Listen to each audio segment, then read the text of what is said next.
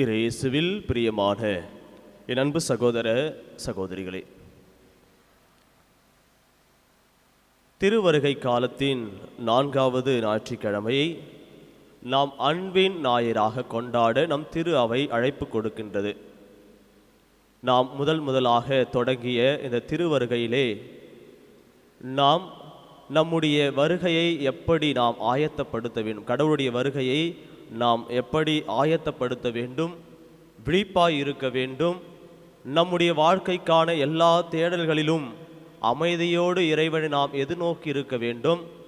அதேபோல் நாம் ஏற்றுக்கொண்ட அந்த மகிழ்ச்சி என்னில் எப்படி இருக்க வேண்டும், மகிழ்ந்து அக்களித்து ஆர்ப்பரிப்போடு நான் இயேசுவுடைய பிறப்பை கொண்டாட என்னை நான் எப்படி தயாரிக்கின்றேன், ஆயத்தப்படுத்துகின்றேன். இப்படி மாந்தர்கள் எல்லாம், இறைவாக்கினர்கள், புனிதர்கள் எப்படி இயேசுவுடைய பிறப்பை ஆயத்தப்படுத்தி அவர்கள் தங்களுடைய வாழ்க்கையை மெருகூற்றிய நிலையில் வாழ்ந்திருக்கின்றார்கள் என்பதையும் நாம் புரிந்து கொள்ள முடிகின்றது. இன்றைய இந்த வாரத்தில் நாம் அன்பின் ஞாயிறாக தொடங்கி இந்த வாரம் முழுவதும் அன்பிலே இறைவன் நம்மோடு பேசுகிறார், நம்மோடு உரையாடுகிறார், ஏன் நம் உள்ளத்தில் பிறக்கின்றார் என்பதை நாம் உணரக்கூடியவர்களாக இருக்க வேண்டும். இன்று வாசிக்கப்பட்ட இந்த 3 வாசகங்களுடைய ஆழமான சிந்தனையில் நாம் ஒவ்வொருவரும் இறைவனுடைய அடையாளமாக இருக்க அழைப்பு விடுக்கப்படுகிறது. அடையாளங்கள் என்று சொல்கின்ற பொழுது ஒவ்வொருவருக்கும் ஒருவித அடையாளங்கள் நமக்கு கொடுக்கப்பட்டிருக்கின்றன, அல்லது ஒவ்வொருவருக்கும் ஒரு சில திறமைகளை இறைவன் கொடுத்திருக்கின்றார். ஒரு சிலருக்கு இந்த திறமைகளுக்கு அப்பாற்பட்ட வளங்களையும் செல்வங்களையும் நல்ல நிலையில் வாழ்வதற்கான அந்த பேற்றினையும் கடவுள் கொடுத்திருக்கின்றார். நான் இந்த உலகத்தில் நான் வாழ்கின்றேன் என்றால், என்னுடைய உடல் பிறருக்கு தெரிகின்றது என்றால், அல்லது என்னுடைய உடலினுடைய அடையாளங்களை பிறருக்கு தெரிகிறது என்றால், அல்லது அவருடைய பெயரை நான் உச்சரிக்கின்றேன், அல்லது அவருடைய பெயரை நான் அழைக்கின்றேன் என்றால், அவரை பார்த்து நான் இவர்தான் என்று தெரிந்து கொள்ள முடிகிறது. அதிலும் ஆழமாக இன்னும் சிறப்பாக நாம் பார்த்தோம் என்றால், அவருடைய பண்புகளையும் அவருடைய நலன்களையும் நாம் பார்க்கின்றோம். இவர் இப்படிப்பட்டவராக இருப்பார், அன்பு நிறைந்தவராக இருப்பார், நல்ல பேசக்கூடிய ஒரு குணம் படைத்தவர், இவருடைய அந்த அமைதியான இரக்கம் கொண்ட ஒரு குணம், இப்படி அவருடைய குணநலன்களை நாம் வெளியே சொல்லி இவர் இப்படிப்பட்டவர் என்று அடையாளப்படுத்துகின்றோம். அன்புக்குரிய சகோதர சகோதரிகளே, இந்த அடையாளத்தினுடைய ஆழமான சிந்தனையில் இன்றைய வாசிக்கப்பட்ட முதல் வாசகத்தில் உங்களுக்கு ஓர் அடையாளம் அருள்வார் என்று கூறப்படுகிறது. இந்த அடையாளத்தை எப்படி புரிந்து கொள்ள முடிகிறது என்றால், கீழே பாதாளத்திலும் மேலே வானத்திலும் அந்த அடையாளம் தோன்றக்கூடியதாக இருக்கும். அந்த அடையாளத்தை நாம் எப்படி உணரக்கூடியதாக இருக்கும் என்ற நிலையிலே ஆகாசு என்ற மன்னன், அவரிடம் கடவுள் நீ ஏதாவது ஒரு வரத்தை கேள், அல்லது ஏதாவது உனக்கு பிடித்ததை கேள் என்று கேட்கின்றார். ஆனால் அவர் பொறுமையோடும் தாழ்ச்சியோடும் தன்னை சோதிப்பதற்கான எல்லா நிலையிலிருந்தும் தன்னை பக்குவப்படுத்தி ஆயத்தப்படுத்தி, அவருடைய பதில், எனக்கு எல்லா நிலையிலுமே ஆண்டவரை நான் காத்திருக்கின்றேன், பொறுமையோடு காத்திருக்கின்றேன், நீங்களே எனக்கு பதில் கூறுங்கள், நீங்களே எனக்கு அந்த அருள் கொடுங்கள், நீங்களே எனக்கு அந்த வரங்கள் கொடுங்கள் என்று தாட்சியோடு அந்த ஆகாசு மன்னன் காத்திருக்கின்றார். ஆனால் ஆண்டவருடைய அந்த அழைப்பிலே அவருக்கு அந்த கன்னி கருவுற்று ஒரு ஆண்மகவை பெற்றிருப்பார். அவருக்கு இம்மானுவேல் என்ற அந்த பெயரை கொடுத்து, இம்மானுவேல் என்றால் கடவுள் நம்மோடு இருக்கிறார் என்பதை இந்த இடத்தில் ஆழமாக பதிவு செய்கின்றார். இதனுடைய நிகழ்வே இன்றைய நற்செய்தி வாசகத்தோடு பின்னி பிணைந்து அந்த இம்மானுவேல் யார் என்பதை அடையாளப்படுத்தக்கூடியதாக இருக்கிறது. இயேசுவே அந்த இம்மானுவேலாக நம்மோடு பிறக்கின்றார், நமக்குள் இருக்கிறார், நமக்கு வாழ்வு தரக்கூடியவராக இருக்கிறார் என்பதற்கான ஒரு அழைப்பையும் அடையாளத்தையும் இந்த இடத்தில் சுட்டி காட்டப்படுகிறது. 2வது வாசகத்தில் வாசிக்க கேட்டோம். இதனுடைய ஆழமான சிந்தனையில் கடவுளுடைய அன்பை நாம் பெறக்கூடிய வேண்டும். கடவுளுடைய அன்பை நான் எப்படி பெறக்கூடியவராக இருக்க வேண்டும் என்றால், இதிலே யாரும் மறுப்பு தெரிவிக்க முடியாது. எப்படி என்றால், தன்னுடைய தாயினுடைய அந்த அன்பை போலவே கடவுளுடைய அன்பு ஆழமானது.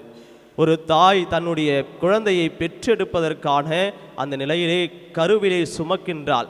அந்த கருவிலே சுமக்கின்ற பொழுது அந்த குழந்தையை எப்படி பேணி காக்கின்றால், அந்த குழந்தைக்கு எந்த ஒரு தீங்கும் வரக்கூடாது என்பதற்கான ஆரோக்கிய நிலைகளை தேடுகின்றாள். அதே போல் அந்த குழந்தையை பெற்றெடுப்பதற்கான எத்தனை தியாகங்களை அந்த தாய் செய்து தன் குழந்தையின் மீது அப்படிப்பட்ட அன்பை பொழியக்கூடியவராக இருந்து அந்த குழந்தையை பெற்றெடுத்து இன்னும் அதற்குரிய கடமை முடியவில்லை, வளர்த்து ஆளாக்கி அவர்களை கரை சேர்க்கும் வரை அந்த அன்பு ஆழமாய் இன்னும் இருப்பதைப் போல, அந்த தாயினுடைய அன்பு இருப்பது போல கடவுளுடைய அன்பும் நம்மில் இருக்கின்றது. கடவுள் நம்மையும் பேணி காக்கின்றார், பாதுகாக்கின்றார், நமக்கும் எல்லா நிலையிலுமே வழிகாட்டுகின்றார். அதை உணர்கின்ற பொழுது அந்த தாயினுடைய அன்பை போல கடவுள் நம்மையும் அன்பு செய்கிறார். ஆனால் அந்த அன்பை நான் எப்படி பெறுகின்றேன், அந்த அன்பை நான் எப்படி பெற்று என் வாழ்க்கையில் அந்த இயேசுவுடைய பிறப்பை நான் கொண்டாடக்கூடியவராக இருக்கிறேன் என்பதை உணர வேண்டும். அதையேதான் அருளும் அமைதியும் உரித்தாகுக என்று இந்த வார்த்தையில் கூறப்படுகிறது.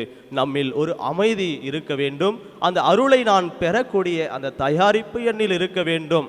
அந்த அருளையில் நான் இழந்து விட்டேன் என்றால் இயேசுவுடைய வருகை எதற்காக இருக்கிறது என்றால், நான் பாவ வாழ்க்கையில் விழுந்து விட்டேன், என் பாவ வாழ்க்கையிலிருந்து மீட்பதற்காக, அந்த அருள் வாழ்வை கொடுப்பதற்காக, அந்த அமைதியை கொடுப்பதற்காக, அந்த அன்பை கொடுப்பதற்காக இறைமகன் இயேசு இந்த உலகத்திற்கு வருவதற்கான ஒரு அழைப்பாக இந்த இடத்தில் இருக்கிறது. அதேபோல் பல்வேறு இறைவாக்கினர் வாயிலாகவும் இறைவாக்கினர்களுடைய வழிகளிலும் திருமறை நூல்கள் வழியாகவும் இயேசுவை பற்றிய ஆழமான நற்செய்தியை, இயேசுவுடைய அந்த வருகை எதற்கான ஒரு திட்டத்தை, திருவுளத்தை இந்த இடத்தில் இந்த நற்செய்தி இந்த 2ஆம் வாசகத்தில் நமக்கு பதிவு செய்யப்படுகிறது. எப்படி என்றால், இவர் மனிதர் என்ற நிலையிலே முதலில் பதிவு செய்கின்றார். அது அடுத்த பிறகு அவருடைய தலைமுறையை சுட்டி காட்டுகின்றார். தாவீதின் வழிபாடு மரபினராக இவரை சுட்டி காட்டி, இவர் தூய ஆவியால் ஆட்கொள்ளப்பட்டவராக இறை மகன் என்று அழைக்கப்படுகின்றார்.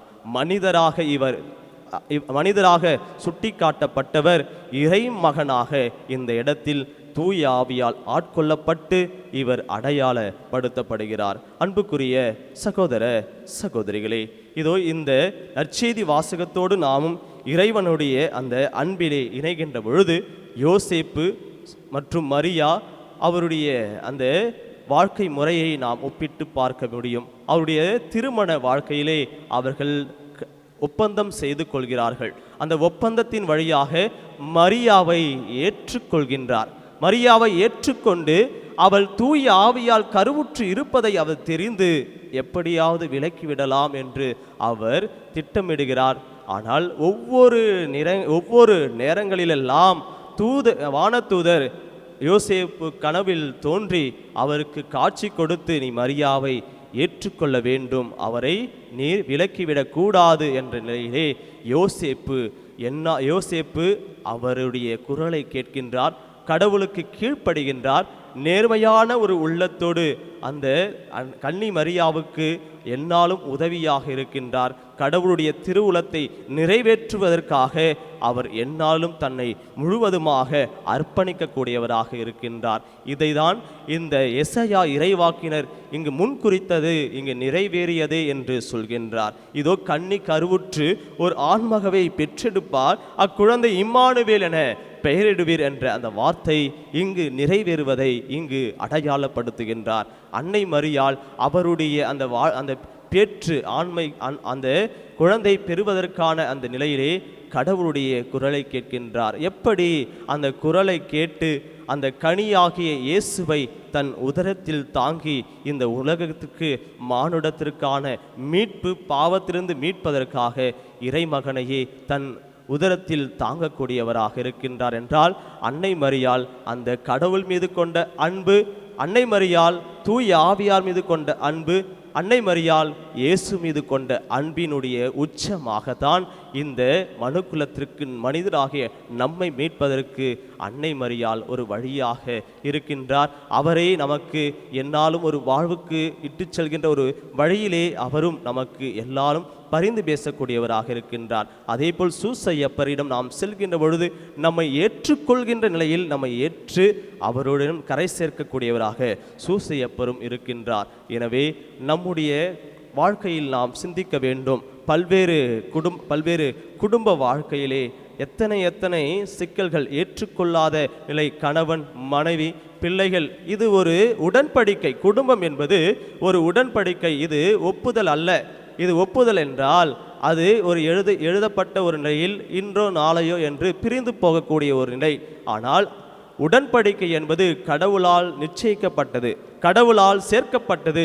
அன்று எப்படி வாக்களித்தீர்களோ, இன்பத்திலும் துன்பத்திலும் உடல் நலத்திலும் நோயிலும் என்று வாக்களித்தீர்களோ, அந்த உடன்படிக்கை அந்த குடும்பத்திற்கான ஒரு ஆழமான ஒரு ஆணித்தரமான ஒரு இணைப்பாக கடவுள் கொடுத்த ஒரு குடும்பம். இந்த குடும்பத்திலே அந்த கணவன் மனைவி ஒவ்வொரு நாளுமே ஏற்று வாழ வேண்டும், அன்பு செய்து வாழும், தன்னையே முழுவதுமாக கையளிக்க வேண்டும். அதே போல் பிள்ளைகளை அவர்கள் நல்வழியில் வளர்த்தெடுக்கக்கூடிய எல்லா சூழ்நிலையிலும் இன்றும் என்றும் எப்பொழுதுமே அந்த திருக்குடும்பமாகிய மற்றும் அந்த கடவுளுடைய ஆசி பெற்ற ஒரு குடும்பமாக எந்நாளும் வாழ்வதற்காக இறைவனுடைய சன்னிதானத்தில் குடும்பமாக வந்திருக்கின்றோம் என்றால் அந்த கடவுளையும் அன்பு செய்யணும், தன் குடும்பங்களையும் தன் மனைவியையும் தன் பிள்ளைகளையும் ஆழமாக அன்பு செய்து நீங்கள் அன்பின் குடும்பமாக எந்நாளும் வாழக்கூடியவர்களாக இருந்து இந்த தெய்வீக திருப்பலியிலே தொடர்ந்து மன்றாடுவோம். நல்லாய இயேசு என்றென்றும் வாழ்த்து பெறுவாராக. ஆமேன்.